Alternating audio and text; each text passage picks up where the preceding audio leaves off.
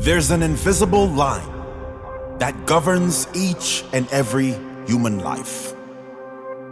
The line sits in a different place for each individual. It's a very important line, even though most people are not aware of it. That line is called your standards. That is the difference between the wealthy and the poor, the healthy and the unhealthy, the happy and the miserable.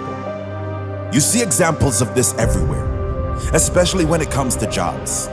The person earning $250,000 a year is most often not working any harder than someone earning $25,000 a year, but they are earning 10 times the amount. Why? Standards. The person earning $250,000 a year believes they are worthy of a $250,000 a year job.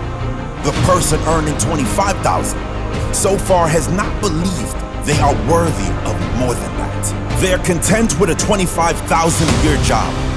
That is where their line stops. Their standards are lower than their $250,000 a year friend. They might not want to go below that line, but they won't go above it either. It's how they see themselves. The $250,000 a year person might not have any greater talents or education, but they have higher standards and they won't settle for anything under $250,000 a year.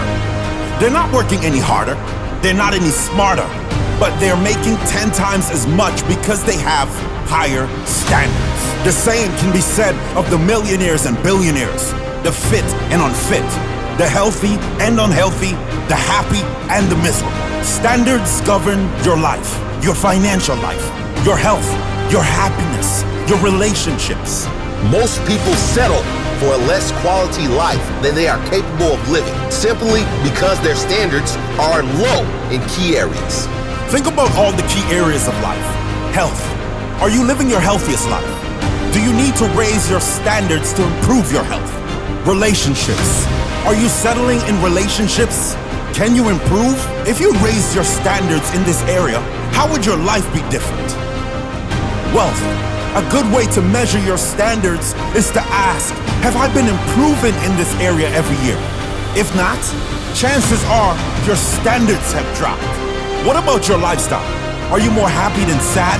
Are you more optimistic than pessimistic? Do you feel more stressed or more blessed? How can you raise your standards to make room for more fun, more play in your life? There's also another line, and that line acts as your ceiling. You're not going above that line. This line is called your beliefs. Whatever you believe is your limit, is your limit. This is usually unconscious or subconscious through a lifetime of programming and conditioning. Changing beliefs usually comes after raising your standards. First, you realize you can create a better life. Then, you realize you deserve better in your life. Then, you make a commitment to work towards it. You define your new standards, and you commit to work towards your new goals. This is an absolute commitment. It is not a short-term test that you can back out of if it doesn't work out. It is an absolute commitment. An absolute commitment means you burn the boats.